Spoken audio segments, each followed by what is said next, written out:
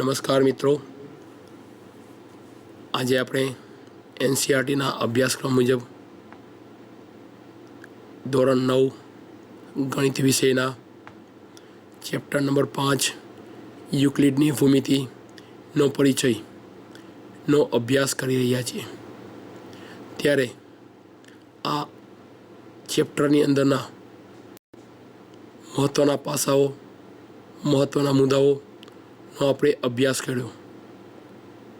આપણા પહેલા, બીજા અને ત્રીજા એપિસોડની અંદર આપણે ભૂમિતિને લગતા સિદ્ધાંતો, વ્યાખ્યાઓ, ગણિતશાસ્ત્રીઓના ફાળા ઉપરાંત તેના ઉપરના દાખલાઓની સમજૂતી મેળવતા હતા। અત્યારે આપણે તેની અંદરના વધારેના મુહાવરાના દાખલાઓનો અભ્યાસ કરવાના છીએ। આપણે આગળના લેક્ચરની અંદર સ્વાધ્યાય 5.1ના દાખલા નંબર 1 અને દાખલા નંબર 2નો અભ્યાસ કરતા હતા। તેની અંદર સ્વાધ્યાય 5.2ના દાખલા નંબર 2ની અંદરની આપેલી વ્યાખ્યાઓનો સમજૂતીપૂર્વક અને પ્રવૃત્તિઓ દ્વારા અભ્યાસ કર્યો। તેની અંદરથી અધૂરેલી બાકી રહેલો ભાગ છે તેનો આપણે અત્યારે અભ્યાસ કરવાના છે। ઉપરાંત યુક્લિડની અંદર આપેલી 5મી પૂર્વધારણાના સમકક્ષ વિધાનોનો અભ્યાસ કરવાનો છે। સ્વાધ્યાય 5.2ના દાખલા અને છેલ્લે આ પ્રકરણની અંદરથી પરીક્ષાને લગતું કયા પ્રકારના પ્રશ્નો પૂછાઈ શકે, કયા પ્રકારના પ્રશ્નોના સ્વરૂપ આવી શકે, તેની ચર્ચા આપણે આજે આ પ્રકરણમાં કરવાના છીએ। આ લેક્ચરની અંદર આપણે એનો અભ્યાસ કરવાના છીએ। તો આજનો આ લેક્ચર આપણે સ્ટાર્ટ કરીએ છીએ।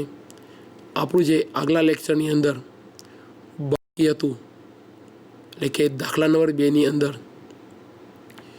આપેલી વ્યાખ્યાઓ આપણે વ્યાખ્યાયિત કરી, પરંતુ આ વ્યાખ્યાઓની અંદર કયા પદનો ઉપયોગ થાય છે અને એ પદોને કઈ રીતે વ્યાખ્યાયિત કરી શકાય તેની સમજૂતી આપણે બાકી છે, જે આજે આપણે આ પ્રકરણમાં તેનો ઉપયોગ કરવાના છીએ। તો ચલો આપણે આ એપિસોડની આ દિવસની શરૂઆતની અંદર આપણે સ્વાધ્યાય 5.2ના દાખલા નંબર 2ની અંદર ચોરસની વ્યાખ્યા આપણે લીધી હતી। ફરીથી તાજું કરીએ। ચોરસ એટલે કે ચતુષ્કોણના 4, ચોરસ એટલે કે ચતુષ્કોણ ચારેય ખૂણાઓ કાટખૂણા હોય અને દરેક બાજુના માપ સરખા હોય, એવું જે ચતુષ્કોણ રચાતો હોય એને ચોરસ તરીકે ઓળખાય છે। આપણે એને વધારે સમજવું હોય ચોરસને, તો આપણા ટેલિસ્કોપના મદદથી આપણે આગળ જે પ્રવૃત્તિ કરી એ પ્રમાણે 4 નળીઓ આપણે ગોઠવીએ છીએ। આ 4 નળીઓ છે જેમ દર્શાવે છે, જોઈએ તો સમાંતર છે। તો આ 4 નળીઓથી અથવા કોઈ પણ 4 વસ્તુઓથી બંધ આકૃતિ અહીંયા આપણને બનતી નથી। ચોરસની અંદર કહે છે કે ચારેય ખૂણાઓ કાટખૂણા હોય છે, એટલે કે આપણે 2 નળીઓ છે એને પરસ્પર સામે સાઈડમાં ગોઠવી દઈએ છીએ અને આકૃતિ જે બને છે એના ઉપરથી કહી શકીએ છીએ કે અહીં ચારેય ખૂણાઓ કાટખૂણા છે। ઉપરાંત ચારેય બાજુઓના માપ પણ સરખા છે અને જે આકૃતિ દર્શાવે છે એ આપણી ચોરસ થઈ શકે છે। બીજું આના ઉદાહરણ લેવા હોય તો આપણે પુસ્તક છે અથવા તો વિવિધ પ્રકારના લાકડાના ચોરસ પુઠ્ઠાઓનો ઉપયોગ કરી શકીએ છીએ. ઉપરોક્ત વ્યાખ્યાઓ એટલે કે સમાંતર રેખાઓ, લંબ રેખાઓ, રેખાખંડ, વર્તુળની ત્રિજ્યા અને ચોરસ, આ તમામ વ્યાખ્યાઓની અંદર આપણને બિંદુ, રેખા, સમતલ, વર્તુળ, કેન્દ્ર, ફરીગ, ચતુષ્કોણ વગેરે જેવા પદોની વ્યાખ્યા કરવાની જરૂર પડે છે. તો ચાલો આપણે આ પદોની વ્યાખ્યા આપણે પીપીટીના માધ્યમથી કરીએ અને તેને યોગ્ય ઉદાહરણ દ્વારા સમજીએ. પ્રથમ વ્યાખ્યા છે બિંદુ. યુક્લિડ ભૂમિતિની અંદર વાત કરીએ તો બિંદુ એટલે કે અવ્યાખ્યાયિત પદ છે, જેને કોઈ વ્યાખ્યા આપી શકાતી નથી. જે આપણે યુક્લિડના આપેલી વ્યાખ્યાઓ છે એની અંદર એની વધારે સમજૂતી મેળવી હતી. બિંદુને ટપકા દ્વારા દર્શાવાય છે. સામાન્ય રીતે જોઈએ તો બિંદુને કોઈ લંબાઈ, પહોળાઈ કે જાડાઈ હોતી નથી અને કાગળ પર અણીદાર પેન્સિલના અથવા તો અણીદાર બોલપેનના ટપકું મૂકીને પણ બિંદુનો ખ્યાલ આપે છે. બીજા અર્થમાં બિંદુ સમજવું હોય તો આપણે જે પણ વાક્ય રચના લખીએ છીએ, વાક્ય રચનાની અંતે જે આપણે ફૂલ સ્ટોપ કહીએ છીએ એ પણ એક આપણાનું ગણિતનું ભૂમિતિનું બિંદુ જ દર્શાવે છે. ત્યારબાદ બિંદુના અનેક પ્રકારના ઉદાહરણ આપણે આવે છે, સમજી શકીએ છીએ. આપણે માથાની અંદર અથવા તો નાની એવી ચાંદલો કરીએ છીએ, એ પણ એક બિંદુનો જ ખ્યાલ આપે છે. તો આ રીતે બિંદુ છે એટલે કે એક નાનું એવું ટપકું, જેને જોઈએ તો કોઈ પરિમાણ હોતું નથી, પણ આ નાનું એવું સૂક્ષ્મ ટપકું છે એ અમુક ક્ષેત્રફળનો ભાગ રોકે છે. એટલે કે બિંદુ છે એ અવ્યાખ્યાયિત પદ છે. બિંદુને વ્યાખ્યાયિત કરવા માટે આપણે ક્ષેત્રફળની જરૂર પડતી હોય છે. એટલે કે આ રીતે જોઈએ તો એક પદને વ્યાખ્યાયિત કરવા માટે એક કરતાં વધારે પદોની જરૂર પડતી હોય છે. તો આ કારણથી બિંદુને અવ્યાખ્યાયિત પદ તરીકે ઓળખવામાં આવે છે. ત્યારબાદ બીજી વ્યાખ્યા છે આપણી રેખા. જે રીતે બિંદુ અવ્યાખ્યાયિત પદ છે એ જ રીતે રેખા પણ યુક્લિડે તેને અવ્યાખ્યાયિત પદ તરીકે ઓળખાવી છે. રેખા એ એવા બિંદુઓનો ગણ છે જેને ખેંચતા દોરી અથવા બંને બાજુથી અનંત વગર વિસ્તરેલી માપપટ્ટીના ધાર સાથે સરખાવી શકાય છે, જે આપણે આગળ સારી રીતે સમજ્યા છીએ. છતાં એને વધારે ઉદાહરણ લઈને સમજવું હોય તો માપપટ્ટી ટેલિસ્કોપના મદદથી માપપટ્ટીને ઉપરથી અસંખ્ય બિંદુઓ જે મળે છે, અસંખ્ય બિંદુઓને જોડી અસંખ્ય બિંદુઓ મળે છે. આ અસંખ્ય બિંદુઓને માપપટ્ટીની મદદથી સીધી રેખા દોરતા જે લાઈન મળે છે, એ રેખાને લાઈન મળે છે તેને આપણે રેખા તરીકે દર્શાવીએ છીએ.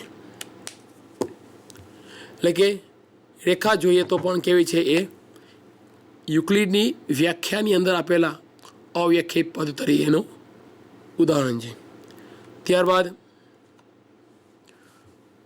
ત્રીજી છે સમતલ, જે પણ યુક્લિડે તેને અવ્યાખ્યાયિત પદ તરીકે ગણાવેલ છે.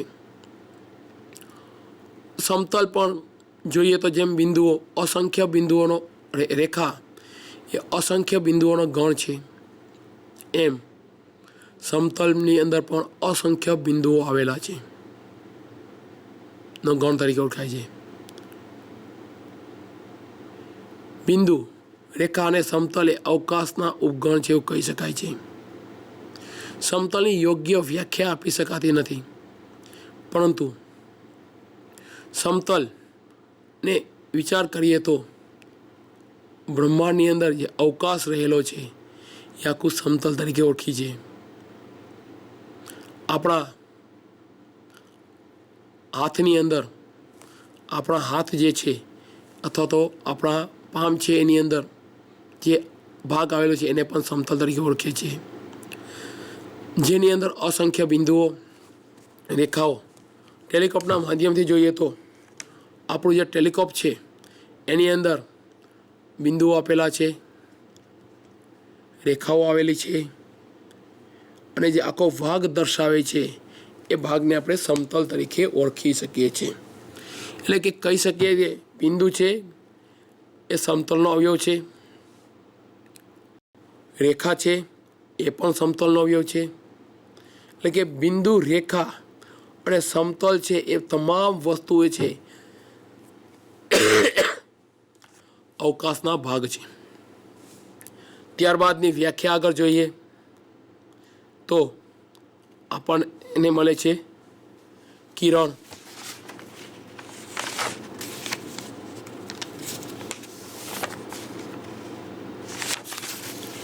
કિરણ એ બિંદુ એ અને બિંદુ બી, બિંદુ એ અને બિંદુ એ થી બી તરફના તમામ બિંદુઓના ગણને કિરણ કહે છે. ટેલિસ્કોપના માધ્યમથી જોઈએ તો બિંદુ એ આપેલો છે,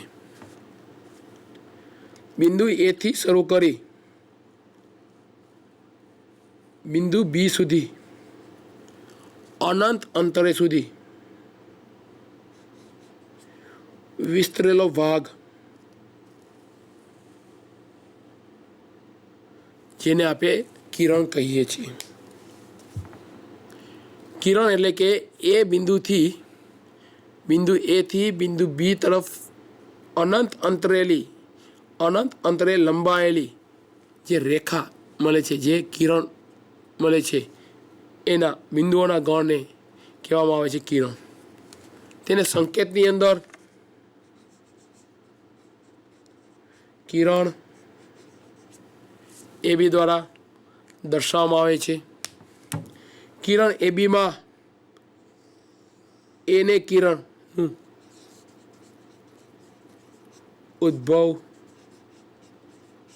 સ્થાન કહે છે અને બીને અનંત, અને બી છે એ બીનું અનંત તરફ વિસ્તરેલું તરીકે ઓળખાય છે. પીપીટીમાં જોઈએ તો વ્યાખ્યા આપણને સ્પષ્ટ સમજાવે છે કે એ અને બિંદુ એથી બી તરફના તમામ, એ અને એથી બી તરફના તમામ બિંદુઓના ગણને કિરણ કહે છે. કિરણ એ બી તરફ અનંત સુધી વિસ્તરેલું હોય છે. એટલે કે કિરણ એ બીનો અંત છેડો હોતો નથી, પણ એને આપણે દર્શાવવા માટે બી નામ આપેલું છે. આગળ ખૂણો. એક જ ઉદ્ભવ બિંદુવાળા બે ભિન્ન કિરણો. ખૂણાની વ્યાખ્યાની અંદર આપણને કિરણોનો ઉપયોગ થાય છે. એટલે કે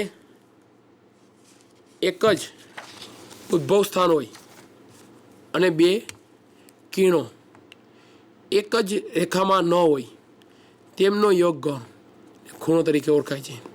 તો ટેલિસ્કોપના માધ્યમથી જોઈએ તો આપણને એક કિરણ એ બી દર્શાવેલ છે, જેનું આપણે કિરણના વ્યાખ્યાની અંદર જો ભણી ગયા કે કિરણ એ બીમાં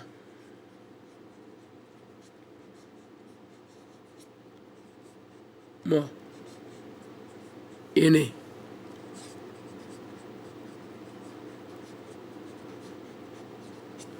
ઉદ્ભવ સ્થાન કહે છે. આપણને ખૂણાની વ્યાખ્યામાં કહે છે એક જ ઉદ્ભવ બિંદુવાળા બે કિરણો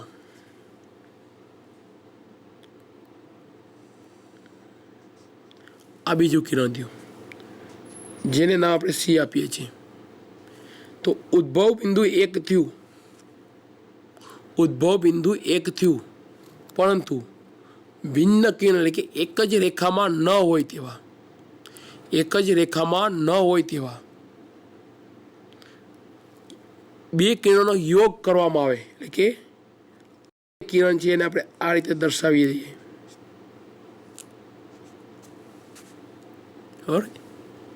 આ કિરણ છે એને આપણે ખસેડીને અહીંયા દર્શાવી દઈએ.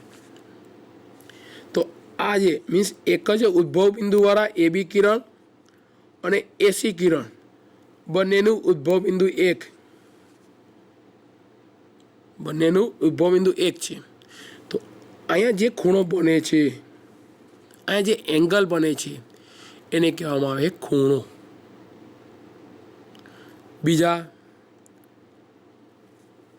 બીજી રીતે દર્શાવીએ તો કિરણ એ બી યુનિયન કિરણ એસી બંનેનો યોગ લેવામાં આવે, બંનેનો યોગ ગણ કરવામાં આવે તો એના ફલ સ્વરૂપે આપણને ખૂણો સી એ બી અથવા તો ખૂણો એ મળે છે. બરાબર, જે આપણે આકૃતિની અંદરથી વ્યવસ્થિત રીતે જોઈ શકીએ છીએ. એવું જ ખૂણાના વિવિધ ઉદાહરણ જોવા હોય તો આપણે આપણા હાથની અંદર રહેલા કોઈ પણ બે આંગળી વચ્ચેના, આપણા હાથની અંદર રહેલા કોઈ પણ બે આંગળી વચ્ચે જે એંગલ બને છે એ પણ એક ખૂણો દર્શાવે છે. એ પ્રમાણે આ બે આંગળી વચ્ચે જે એંગલ બને છે એ પણ ખૂણો બનાવે છે. એ પ્રમાણે કોઈ પણ બે આંગળી અથવા તો કોઈ પણ વચ્ચે બે વસ્તુઓની વચ્ચે જે એંગલ બનાવે છે એ આપણા ખૂણાના નામ કહી શકીએ. તો ખૂણા એટલે કે જે બે અલગ ભિન્ન કિરણો એક જ ઉદ્ભવ સ્થાનમાંથી ઉત્પન્ન થતા હોય તેને આપણે ખૂણો કહીએ છીએ. ત્યારબાદ આવે કાટખૂણો.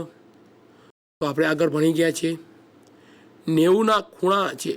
ખૂણાના માપને આધારે ના પ્રકારો પડે છે. તો જે ખૂણાનું માપ 90 અંશનું હોય તે ખૂણાને કાટખૂણો કહે છે.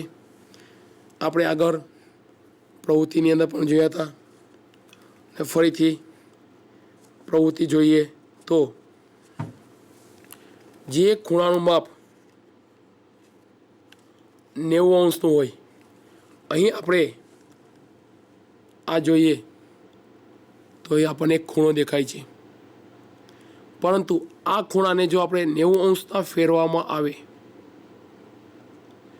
જો આ ખૂણાને આપણે 90 અંશનો કરવામાં આવે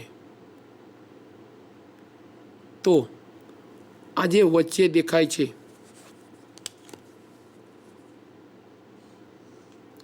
આ જે ભાગ દેખાય છે એ ભાગને કાટખૂણો તરીકે ઓળખાય છે. ત્યારબાદ આગળની વ્યાખ્યા જોઈએ તો વર્તુળ, પીપીટીના માધ્યમમાં જોઈએ તો વર્તુળ તો સમતલમાં કોઈ નિશ્ચિત બિંદુથી નિશ્ચિત ધન અંતરે આવેલા તમામ બિંદુઓના ગણને વર્તુળ કહે છે. હવે વર્તુળના કેન્દ્રની વ્યાખ્યા જોઈ, ત્યારબાદ વર્તુળની ત્રિજ્યા જોઈએ. તો પીપીટીના માધ્યમથી જોઈએ તો વર્તુળના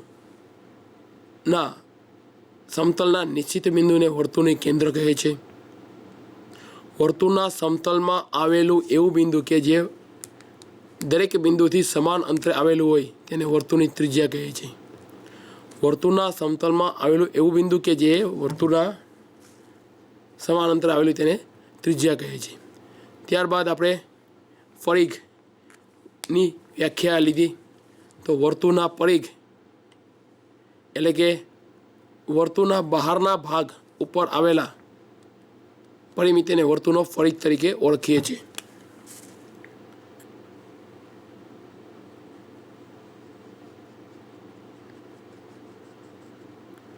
માની લો કે આપણું આ વર્તુળ છે.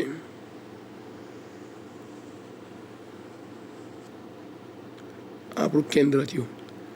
વર્તુળના બહારના ભાગ ઉપર જે આવેલી આ જે પરિમિતિ કહેવાય છે, એ જે પરિમિતિ છે એને આપણે પરિઘ તરીકે ઓળખીએ છીએ. ત્યારબાદ આગળ જોઈએ તો વ્યાખ્યામાં ચતુષ્કોણ, 4 બંધ રેખાઓથી બનતી આકૃતિને ચતુષ્કોણ કહે છે. ટેલિસ્કોપની અંદર જોઈએ તો 4 બંધ રેખાઓથી બનતી રેખા 1,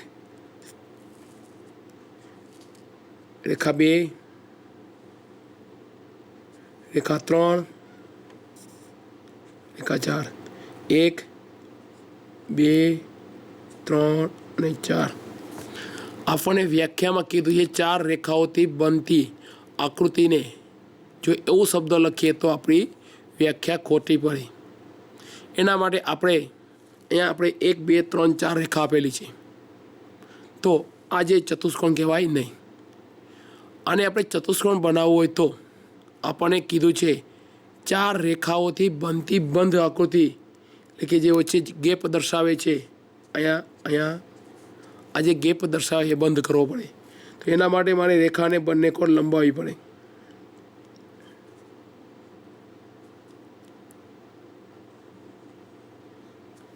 આમ કરીને આખું જો પેક કરવામાં આવે એટલે કે બંધ આકૃતિ મળતી હોય તો આ રેખાને ચતુષ્કોણ તરીકે ઓળખવામાં આવે છે.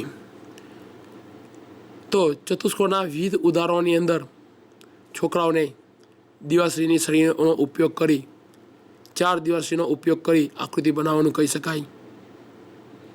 અલગ અલગ વસ્તુઓનો ઉપયોગ કરી અને આકૃતિની મદદથી વધારે દ્રઢ તરીકે એને સમજાવી શકાય. વધારે દ્રઢતાથી એને ઉદાહરણ દ્વારા ઉપયોગ કરી અને એને આપણે આકૃતિઓ છે સમજાવી શકીએ છીએ. આગળ જોઈએ તો આપણો દાખલા નંબર 3, નીચે આપેલી 2 પૂર્વધારણાનો વિચાર કરો.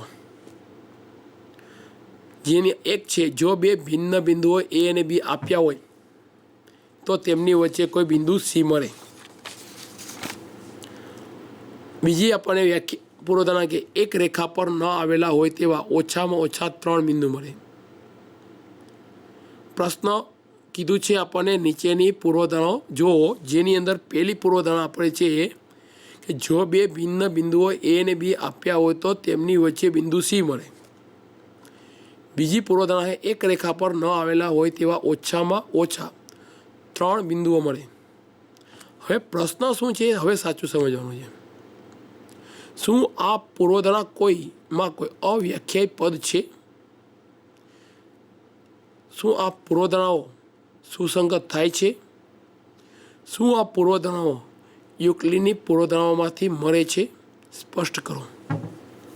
એટલે કે આપણને 2 પૂર્વધારણા આપેલી છે, એ 2 પૂર્વધારણાનો વિચાર કરી અને એ પૂર્વધારણાની અંદર જોવાનું છે કંઈ અવ્યાખ્યાયિત પદ શું છે. એટલે કે આપણે જે અવ્યાખ્યાયિત પદ ભણ્યા છે તેની મૂલ્યાંકન થયું આપણું અહીંયા, એનો આપણને ખ્યાલ છે કે નહીં ખબર પડશે. પૂર્વધારણા એ સુસંગત છે કે નહીં તે ખબર પડશે, અને એ યુક્લિડની પૂર્વધારણામાંથી મળે છે કે નહીં અને એના વિશેની માહિતી આપવાની છે. તો સૌપ્રથમ વ્યાખ્યાન જવાબ જોઈએ તો બંને પૂર્વધારણાની અંદર અવ્યાખ્યાયિત પદ છે.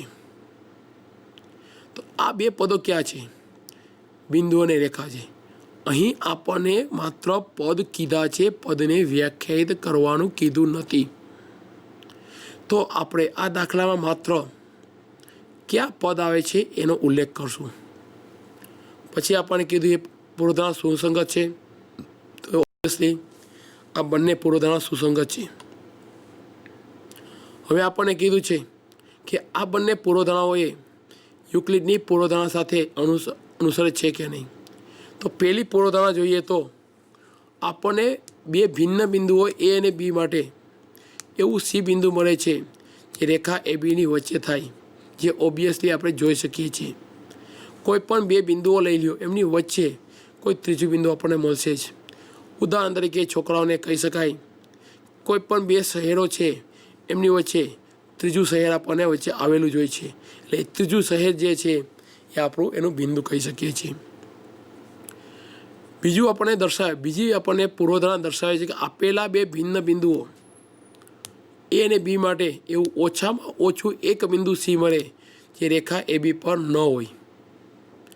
એટલે કે બે ભિન્ન બિંદુઓમાંથી એક બિંદુ એવું ઓછામાં ઓછું મળે કે જે રેખા એ બી પર ન હોય. તો આપણને આકૃતિમાં દર્શાવે છે રેખા એ બી છે, બંનેની ઉપર ન હોય એવું કોઈ બિંદુ સી દર્શાવે છે. તો આ પૂર્વધારણા એ યુક્લિડની પૂર્વધારણાને અનુસરતી નથી. પરંતુ આપણું જે સ્વયંસિદ્ધ સત્ય 5.1 જે દર્શાવે છે કે આપેલા બે ભિન્ન બિંદુમાંથી પસાર થતી અનન્ય રેખા હોય. ટેલિસ્કોપના માધ્યમથી જોઈએ તો સ્વયં સિદ્ધ 5.1 શું કહે છે? બે ભિન્ન બિંદુઓ એ અને બી માંથી પસાર થતી એવી રેખાઓ આપણને અનન્ય મળે, એટલે કે એક જ રેખાઓ મળે જે આપણે પૂર્વધારણા સ્વયંસિદ્ધ 5.1 આપણને દર્શાવે છે. તો અહીં જોઈએ પીપીટીના માધ્યમમાં કે આ જે બીજા નંબરની પૂર્વધારણા એ સ્વયંસિદ્ધ 5.1માંથી મળી આવે છે એવું કહી શકાય છે. એટલે કે રેખા એ અને બી ઉપર કોઈ એના સિવાયનું કોઈ બિંદુ સી એ રેખા પર ન હોય. એટલે કે સ્વયંસિદ્ધ સત્ય 5.1માંથી આ પૂર્વધારણા લીધી હશે એવું માનવામાં આવે છે. ત્યારબાદ આગળ જોઈએ તો દાખલા નંબર 4,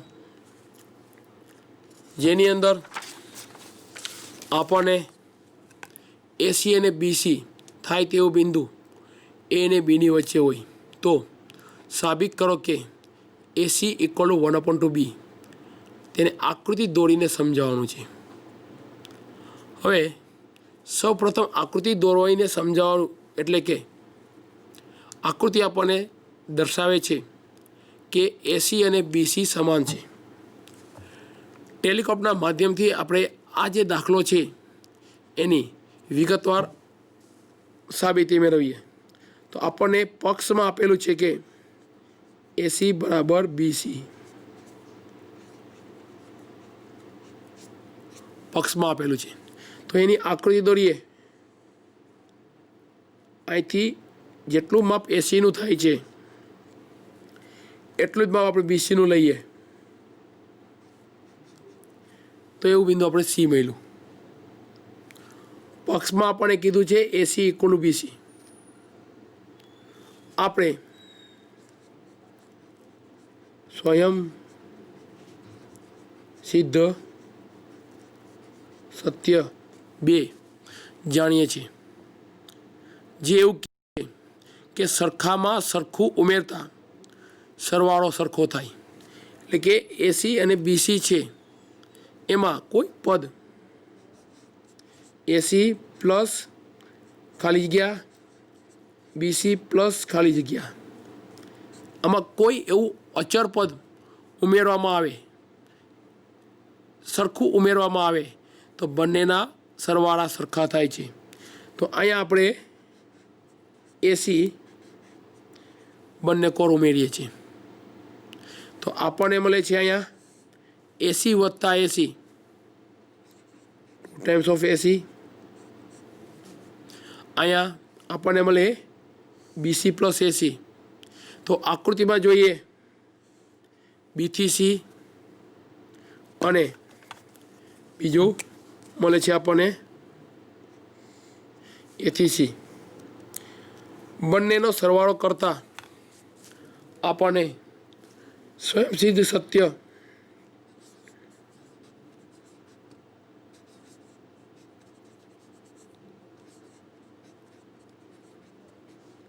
4 કહે છે કે એકબીજા ઉપર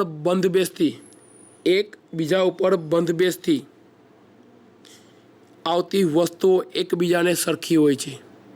એટલે કે એસી અને બીસી એકબીજા ઉપર, એટલે કે એસી અને બીસી આ બંને છે એ એબી ઉપર બંધ બેસે છે. એસીનું અને એબી બંને એબી ઉપર બંધ બેસે છે. એટલે કે આ બંનેનું માપ બરાબર આપણે એબી લખી શકીએ. હવે આપણે સ્વયંસિદ્ધ સત્ય 7 જાણીએ.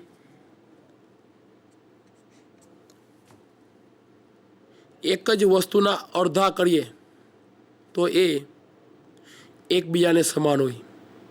સ્વયંસિદ્ધ 7 આપણે જાણીએ છીએ કે એક જ વસ્તુના અડધા કરીએ તો એકબીજાને સમાન હોય છે. તો અહીંયા એસી 2AC = AB આપેલું છે. તો બંને કોર 2 વડે ડિવાઈડ કરી નાખીએ તો બંને સરખું થાય. 2 ને 2 કટ થયા. તો અહીંયા આપણને મળે છે કે AC બરાબર AB/2. બરાબર. તો આપણે આ રીતે દાખલા 4 છે એની સ્વયંસિદ્ધ સત્ય 2, સ્વયંસિદ્ધ સત્ય 4 અને સ્વયંસિદ્ધ સત્ય 7 નો ઉપયોગ કરી સહેલાઈથી આને સાબિત કરી શકીએ છીએ. ત્યારબાદ દાખલા નંબર 5 જોઈએ તો પીપીટીના માધ્યમથી. દાખલા 4માં બિંદુ સી એ રેખાખંડ એબીનું મધ્ય બિંદુ છે એવું કીધું છે.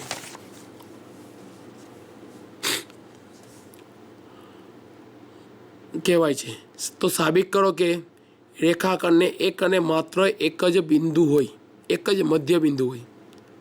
હવે આપણે દાખલા 4ની અંદર ભણી ગયા કે પીપીટીના માધ્યમથી, ટેલિસ્કોપના માધ્યમથી જોઈએ તો એસી બરાબર AB/2, એટલે કે ABC છે એનું મધ્ય બિંદુ થયું. રેખાખંડ એબીનું સી એનું મધ્ય બિંદુ થાય. તો સી મધ્ય બિંદુ થાય તો આ ગુણધર્મના આધારે સી માટે 2 શક્યતા રહે છે.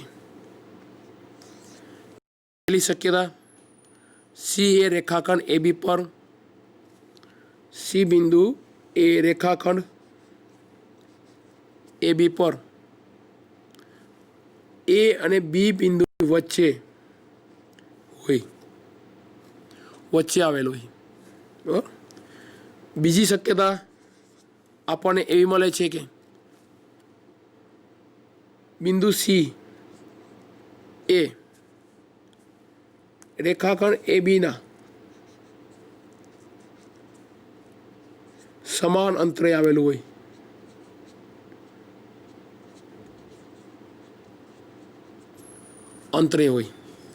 અંતરે છે.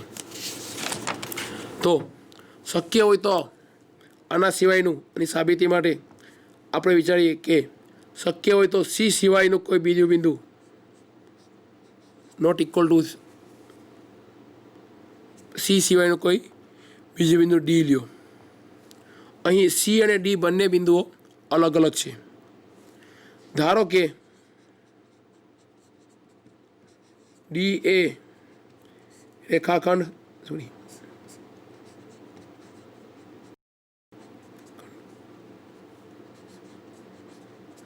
એબીનું મધ્ય બિંદુ છે. ધારો કે ડી એ રેખાખંડ એબીનું મધ્ય બિંદુ છે એવું લઈએ તો પ્રશ્ન 4માં 4 મુજબ આપણે લખી શકીએ કે એડી બરાબર 1/2 AB લખી શકીએ. પ્રકરણ 4માં પ્રશ્ન નંબર 4ની અંદર સાબિત કર્યું કે એસી બરાબર 1/2 AB. અહીં સ્વયંસિદ્ધ એક પ્રમાણે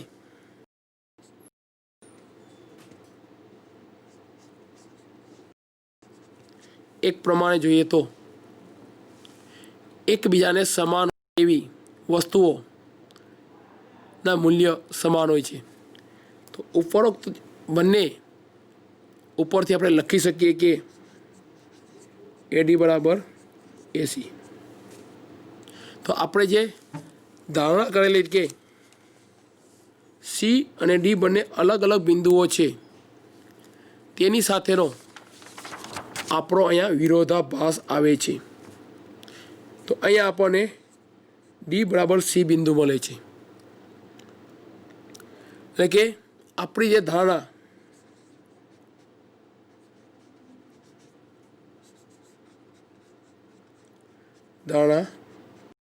ખોટી પડે છે। એટલે કે D બંને એક જ બિંદુઓ છે। એટલે કે આ પરથી કહી શકીએ તે D એ ABના મધ્ય બિંદુ છે અને C પણ ABનું મધ્ય બિંદુ છે। એ સહેલાઈથી આપણે સાબિતી કરી શકીએ છીએ। ત્યારબાદ દાખલા નંબર 6 જોઈએ પીપીટીના માધ્યમની અંદરથી। તો AB equal to AC equal to BD આપેલ છે હોય તો સાબિત કરો તો AB અને CD સમાન છે। હવે આપણે ટેલિસ્કોપના મદદથી એને આ જે પ્રમેય છે આ જે દાખલો છે એને સાબિત કરીએ છીએ। આકૃતિમાં આપણને A B C અને D આપેલ છે। આપણને આપેલ છે કે AC માપ બરાબર BD જે આપેલ છે પક્ષમાં છે। હવે એ બિંદુ A અને C ની વચ્ચે B આવેલું છે। A અને C ની વચ્ચે B આવેલું છે। તેથી આપણે લખી શકીએ છીએ AB plus BC equal to AC। AB plus BC equal to AC જેને 2 કહીએ તો 1 અને 2 પરથી AB plus BC equal to BD જેને 3 કહીએ થાય। હવે અહીં આપણને આકૃતિ જોઈએ છે તો આકૃતિ જોઈએ છે ત્યારે આપણને B C અને D એટલે કે C બિંદુ આપણે B અને D જોવા મળે છે। તો તેના પરથી આગળ વધીએ તો આપણને BC plus CD equal to BD મળે જેને આપણે સમીકરણ નંબર 4 આપીએ તો સમીકરણ 3 આપણી પાસે છે AB plus BC equal to BD। સમીકરણ 4 BC plus CD equal to BD કે 3 અને 4 પરથી આપણે કહી શકીએ કે BC plus AB equal to BC plus CD જે સહેલાઈથી આપણે સાબિતીની અંદર જોઈ શકીએ છીએ। હવે સ્વયંસિદ્ધ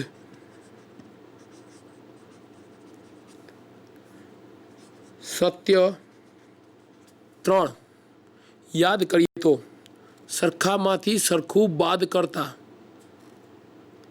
કરીએ તો બાદ બાકી સરખી થાય। તો અહીં સમીકરણ 5 માંથી આપણે BC બાદ કરીએ છીએ। BC બાદ કરીએ તો આપણને AB ઇક્વલ ટુ CD મળે। એ સમીકરણ 5 માંથી બંને જગ્યાએથી BC છે એને આપણે બાદ કરીએ છીએ જે આપણે સ્વયંસિદ્ધ સત્ય 3 છે દર્શાવે છે સરખામાંથી સરખું બાદ કરતાં જવાબ સરખો રહે એટલે એ બી ઇક્વલ ટુ સીડી થાય છે જે આપણે સાબિત કરવું છે તે આપણું પરિણામ આવી જાય છે જે આપણે સાબિત કરવું છે એ આપણું પરિણામ આવે છે ત્યારબાદ દાખલા નંબર 7 જોઈએ તો પીપીટીના માધ્યમથી યુક્લિડની સ્વયંસિદ્ધ સત્યોની યાદીમાં આપેલા સ્વયંસિદ્ધ સત્યો 5 એ સનાતન સત્ય કેમ માનવામાં આવે છે તેની આપણને સમજૂતી પૂછે છે ઓર એની આપણે સમજૂતી આપવાની છે એટલે કે યુક્લિડની સ્વયંસિદ્ધ સત્યોની યાદીની અંદર આપેલી 5મી પૂર્વધારણા છે તમામ વસ્તુ માટે સત્ય છે એ પૂછ્યું છે તો સૌપ્રથમ સ્વયંસિદ્ધ સત્ય 5 આપણને ખ્યાલ હોવો જોઈએ તો 5મી સ્વયંસિદ્ધ સત્ય આપણને કહે છે કે આખા ભાગમાંથી ભાગ કરતાં આખું તેના ભાગ કરતાં મોટું હોય છે તો યુક્લિડની સ્વયંસિદ્ધ સત્ય 5 આખું તેના ભાગ કરતાં મોટું હોય છે આ વિધાન બધી જ બાબતો માટે દુનિયામાં કોઈ પણ ભાગ માટે સત્ય છે ઉદાહરણ તરીકે જોઈએ તો આપણે કોઈ એક ચોક લઈએ અને એનો ટુકડો કરી નાખીએ તો એ નાનો ભાગ એ મોટા ભાગ કરતાં હંમેશા નાનો ભાગ મોટા કરતાં તો હંમેશા નાનું હશે એ જ રીતે આપણે આપણા શરીરનો કોઈ પણ ભાગ એક કાપી નાખીએ અથવા એને તોડી નાખીએ તો એના આધારે બીજો બાકીનો વધતો ભાગ છે એ આખા કરતાં તેના ભાગ કરતાં મોટું જ છે એ દુનિયાના તમામ સત્યો માટે વસ્તુઓ માટે એ સત્ય સાબિત થાય છે આપણે અહીંયા સ્વાધ્યાય 5.2ના તમામ દાખલાનું વિવરણ જોયું હવે આપણે અહીંયા યુક્લિડે આપેલી 5મી પૂર્વધારણા છે એના સમકક્ષ વિધાનો છે એનો અભ્યાસ કરવાનો છે તો 5મી પૂર્વધારણાને સમકક્ષ વિધાનો જોઈએ તો યુક્લિડની 5મી પૂર્વધારણા એ ગણિત અને તેના ઇતિહાસમાં મહત્ત્વપૂર્ણ છે યુક્લિડની વ્યાખ્યાઓ પ્રમેયો અને પૂર્વધારણાના પરિણામ સ્વરૂપે જો બે રેખાને છેદતી રેખાઓની એક તરફના બંને અંતઃકોણનો સરવાળો 180 થાય તો બંને રેખાઓ ક્યારેય છેદે નહીં એટલે કે યુક્લિડની 5મી પૂર્વધારણાનો ઉપયોગથી આપણે કહી શકીએ છીએ કે જો રેખાઓના બે રેખાઓ છે એ રેખાઓને છેદથી કોઈ પણ રેખા લેવામાં આવે બે રેખાઓ આપેલી છે એને છેદથી કોઈ રેખા આપવામાં આવે છે તો આ રેખાને દર્શાવીએ તો એમના અંતઃકોણો માની લો એક અંતઃકોણ બીજો અંતઃકોણ થયા બંને અંતઃકોણોનો સરવાળો 180 થાય બરાબર બંને અંતઃકોણોનો સરવાળો 180 થાય તો એ ક્યારેય એકબીજાને છેદતી નથી પરંતુ 5મી પૂર્વધારણા આપણને કહે છે કે બંને અંતઃકોણોનો સરવાળો 2 કાટખૂણા કરતાં ઓછો થાય 2 કાટખૂણા કરતાં ઓછો એટલે કે 90 કરતાં ઓછો થાય તો આ બંને રેખાઓ છે એ પરસ્પર આગળ જતાં ક્યાંક ને ક્યાંક છેદે છે તો આજે સમકક્ષ વિધાનો છે એના ઉપરથી કહી શકીએ કે એ 5મી પૂર્વધારણા બંને રેખાઓ છે એનો સરવાળો અંતઃકોણનો સરવાળો 180 થાય તો આ બંને રેખાઓ કે એકબીજાને સમાંતર થાય આગળ જોઈએ તો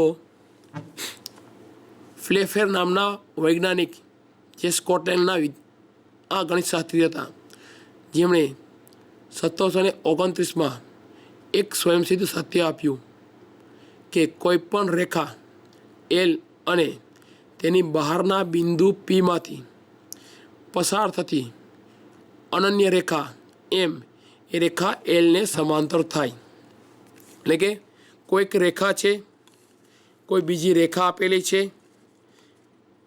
બિંદુ તેની બહારનું બિંદુ તરીકે દર્શાવવામાં આવે છે એ બિંદુમાંથી પસાર થતી અસંખ્ય રેખાઓમાંથી કોઈ એક રેખા એ આપેલ રેખા છે એને સમાંતર પસાર થાય છે એવું આ પૂર્વધારણાની અંદર આપણને સમજાવે છે. હવે આપણે આગળ જોઈએ તો યુક્લિડની આપેલી પીપીટીના દ્વારા જોઈએ તો યુક્લિડે આપેલી અયુક્લિડીય ભૂમિતિ એ શું છે તેની આપણે ચર્ચા કરીએ. તો અયુક્લિડ ભૂમિતિ તેના પ્રથમ 28 પ્રમેયો સાબિત કરવા માટે 5મી પૂર્વધારણાનો ઉપયોગમાં લીધી નથી. યુક્લિડે તેના પ્રથમ 28 પ્રમેયો છે સાબિત કરવા માટે 5મી પૂર્વધારણાનો ઉપયોગમાં લીધી નથી. યુક્લિડની પ્રથમ 4 પૂર્વધારણાઓ અને સ્વયંસિદ્ધ સત્યોની સહાયતાથી સાબિત કરી શક્યા કે પૂર્વધારણાઓ હકીકતમાં એક પ્રમેયો છે, પરંતુ 5મી પૂર્વધારણાને પ્રમેયના રૂપમાં સાબિત કરવા માટે તે અસફળ રહ્યા. પરંતુ એ પ્રયત્નને કારણે એક મહત્ત્વની ઉપલબ્ધિ યુક્લિડને થઈ. આ ઉપલબ્ધિને લીધે સર્જન પામેલ ભૂમિતિને યુક્લિડે અંતર ભૂમિતિ કહે છે, એટલે કે અયુક્લિડની ભૂમિતિ તરીકે ઓળખાય છે. યુક્લિડ ગણિતશાસ્ત્રનું સર્જન તર્કના ઇતિહાસમાં અવિસ્મરણીય ગણવામાં આવે છે. તેને સીમાચિહ્ન ગણવામાં આવે છે. વિશ્વની ભૂમિતિ કે જેમાં આપણે રહીએ છીએ તે ગોલીય ભૂમિતિ દર્શાવે છે. ગોલીય ભૂમિતિમાં રેખાનો સીધી હોતી નથી. આ રેખાઓ દીર્ઘ વર્તુળના ભાગ સ્વરૂપે હોય છે. યુક્લિડની ભૂમિતિ માત્ર એક જ સમતલમાં બનતી આકૃતિઓ માટે માન્ય નથી. આમ જોઈએ તો યુક્લિડની ભૂમિતિ એ વક્ર સપાટીમાં નિષ્ફળ જાય છે. ત્યારબાદ આ યુક્લિડની ભૂમિતિ ઉપરથી ઉદાહરણ જોઈએ તો એવી સીધી રેખાઓની જોડનું અસ્તિત્વ છે જે એકબીજાથી પ્રત્યેક જગ્યાએથી સમાન અંતરે આવેલી હોય. આ વિધાન યુક્લિડની 5મી પૂર્વધારણાનું પ્રત્યક્ષ પરિણામ છે. સ્પષ્ટ કરો. તો આપણને સમજાવે છે, પ્રશ્ન છે કે એવી સીધી રેખાઓની જોડનું અસ્તિત્વ છે જે એકબીજાથી પ્રત્યેક જગ્યાએથી સમાન અંતરે આવેલી હોય. યુક્લિડની 5મી પૂર્વધારણા છે એનું પ્રત્યક્ષ પરિણામ છે કે નહીં તે સ્પષ્ટ કરવાનું છે. તો એના માટે આપણે એક રેખા એલ લેવાના છે. તેના પર ન હોય કેવું બિંદુ પી લીધું છે. યુક્લિડની 5મી પૂર્વધારણાને સમકક્ષ ફ્લેફેરાની પૂર્વધારણા કહીએ કે પીમાંથી પસાર થતી અનન્ય રેખા એમ છે. હવે બિંદુનું એક રેખાથી અંતર તે બિંદુથી રેખા પર દોરેલા લંબની લંબાઈ હોય છે. એટલે કે એમ પર આવેલું કોઈ બિંદુથી રેખા એલ સુધીનું અંતર, રેખા એલ પર આવેલ કોઈ બિંદુથી રેખા એમ સુધીનું અંતર હંમેશા સમાન છે. આથી આ બંને રેખાઓ એલ અને એમ દરેક સ્થાન પર એકબીજાથી સમાન અંતરે છે. આ જે ઉદાહરણ છે એને આપણે ટેલિસ્કોપના માધ્યમથી સમજીએ તો આપણને કીધું છે કે સૌપ્રથમ એક રેખા એલ લો.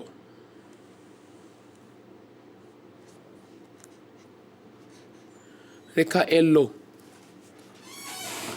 બરાબર. રેખા પર ન હોય તેવું બિંદુ કોઈ પી લો. બિંદુ પી લીધું. યુક્લિડની 5મી પૂર્વધારણા સમકક્ષ ફ્લેવરમાંથી પૂર્વધારણા કહે છે કે પીમાંથી પસાર થતી અનન્ય રેખા, પીમાંથી પસાર થતી એ ઘણી બધી રેખાઓ છે.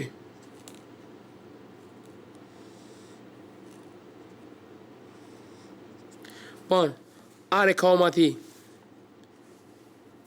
એક અને માત્ર એક રેખા જે કેવી છે એમ લેવાની આવે છે. આ રેખા ત્યાં એમ રેખાના કોઈ પણ બિંદુથી રેખા એલ વચ્ચેનું અંતર લેવામાં આવે છે. તો આ અંતર હંમેશા દરેક સ્થાનેથી કેવું મળે છે આપણને? સમાન મળે છે.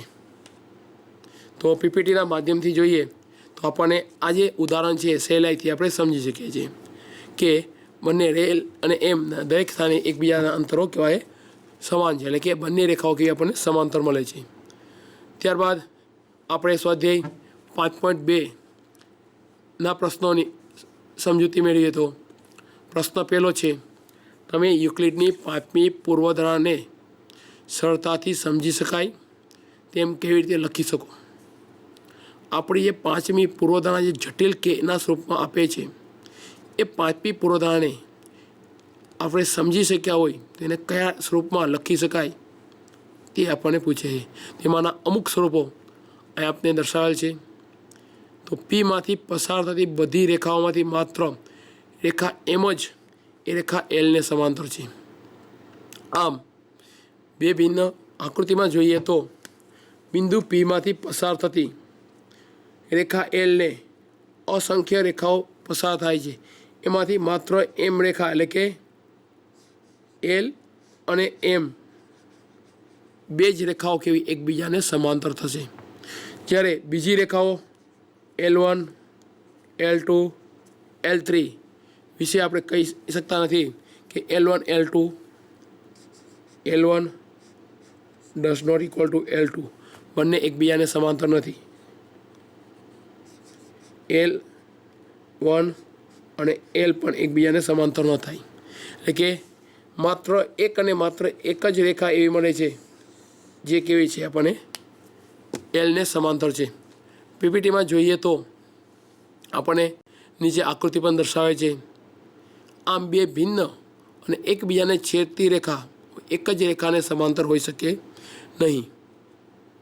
પ્રશ્ન 2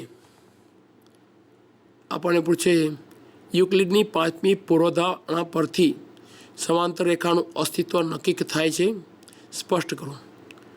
તો યુક્લિડની 5મી પૂર્વધારણા અને પ્રશ્ન આગળ 1 જોયો, એ ઉપરાંત આગળના ઉદાહરણ જોયા. એ ઉદાહરણનો ઉપયોગ કરતાં આપણને સ્વયંસિદ્ધ દેખાય છે કે યુક્લિડની 5મી પૂર્વધારણા પરથી સમાંતર રેખાઓનું અસ્તિત્વ થાય છે.